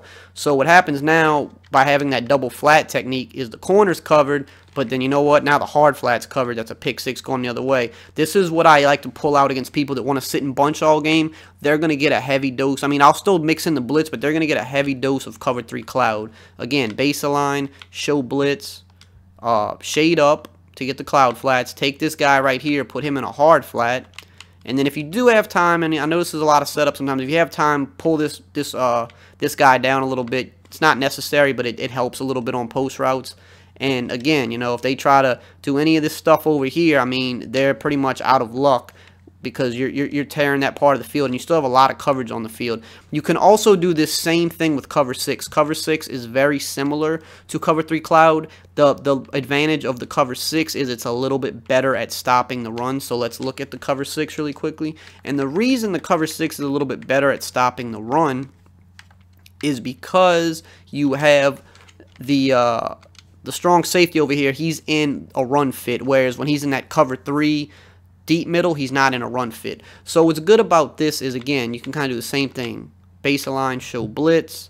You don't have to shade up on this one. I mean, you can if you want to, but you don't have to because you already have a cloud flat over there. You have a little bit less coverage on this, but what you can do is, like, you can drop this guy into a light, to the hard flat, and then you can take this defensive end if you want and, like, put him into, like, a 3 receiver hook if you need be. But again, what's going to happen is this strong safety is going to do a really good job against posts. This defense is hard to bomb. That's another thing I forgot to mention about why I like the cover 3 cloud and the cover 6 against bunch, is because you can't get the one-play touchdowns against that. That's what's so good about them. So you can't get one-play touchdowns. This strong safety is going to stop post routes. You can stop the flood easily over here. And this is going to be a little bit better against the run because this guy right here, Smith, is in a run fit. And this outside guy is in a run fit. So because he's on the opposite side of that running back, if that running back tries to run a base over here, well, guess what happens? Bam. Now, of course, he trucked him, but because he's in that run fit opposite side of the running back, it's like the same thing against, like, when you're running cover 2 against a stretch that we talked about earlier in the video. That guy's in a run fit against bunch. He's not going to be blocked. He's going to shoot back there every time.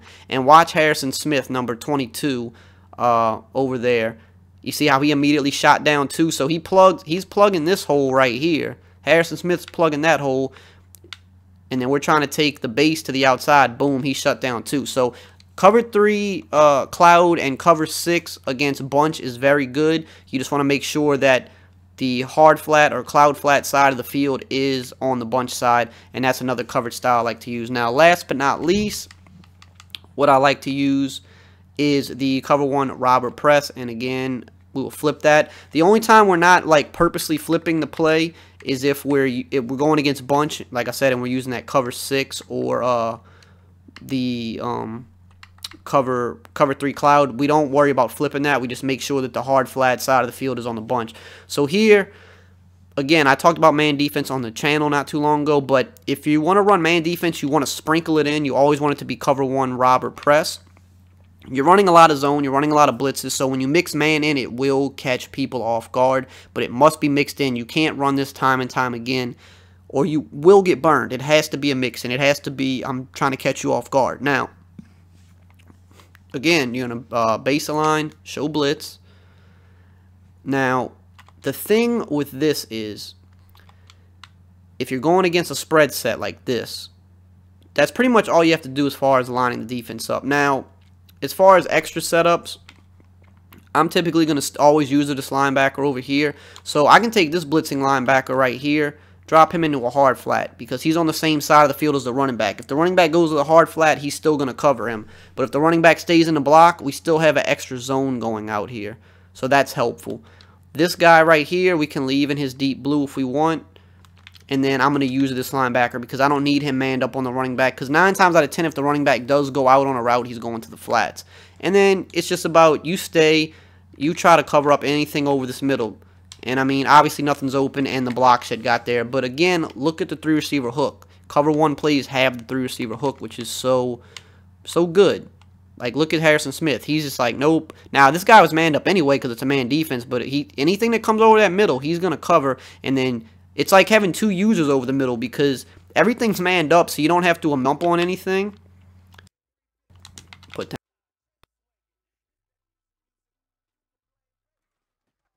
field because you and Harrison Smith are both here, and it's like the block shed eventually comes in if you have good defensive rushers. Now, if you are going against a bunch, because again, this is, you know, something you're going to see a lot. If you're running man against bunch, this is the only time, bunch is a little bit different. If you're running man against bunch, you want to base a line and then press. The reason for this is when you're dealing with bunch, you're typically want to hit the sidelines or hit deep posts. They're not going to be able to really hit a deep post because this safety is going to watch that. You can put this guy again in like a hard flat to cover the sideline himself because we're going to use this guy. So the tight end's not covered here. So the tight end's either going to usually be on a streak, a drag, or going to the flat. If he's going to the flat, this guy's got him covered. If he's going on a streak or a drag, he is our responsibility, and Harrison Smith will help out with that. But the good thing about this is if they try to run any of these outbreaking routes, like if we don't have one in our audibles here, but let's say like Bryant was on a corner route, well, Xavier Rhodes is already on the outside. So when that corner route comes, he's already got outside leverage on him. Again, over here, if this guy's on a corner route, now, Antonio Brown's way better than Wayne, so he would probably still beat him. But if you're in, like, Ultimate Team, you'll have better cornerbacks than that. He's got outside leverage, so he can't beat him to the sideline. And then you just cover up everything over the middle. That is your job. You cover up everything over the middle, and you try to just jump routes, make it hard for them to complete anything. But, again, man is just a mix-in. You don't want to run this too often. So, again, if it's like a spread formation, you just base a line, show blitz, and then, of course, put this guy in his hard flat, user this guy here. If it's a bunch set, you want to base a line and press because that's going to give you the outside leverage against that. So that's the dollar scheme, guys. Very successful. And the dollar is, even though it is a pass-heavy like defense, it does when you base a line and show blitz, it does a very good job at stopping the run, especially if you use those cover 4s and cover 6s on early downs. It does a very good job at stopping the run. Dollar is like the only quote-unquote pass defense that doesn't just get demolished by the run, whereas like dime formations, quarter, even sometimes nickel formations can be hard to stop the run. But that's why I chose to really do a lot of dollar stuff in this playbook, because dollar just doesn't get destroyed by the run, especially if you have a decent user. You can really limit the run with dollar. So it is an every down defense. Anytime it's a shotgun, I'm 9 times out of 10 going to be in dollar, crossfire blitz, DB fire 2 press, and then mixing in man and other coverage style defenses. So hope you guys enjoyed this ebook.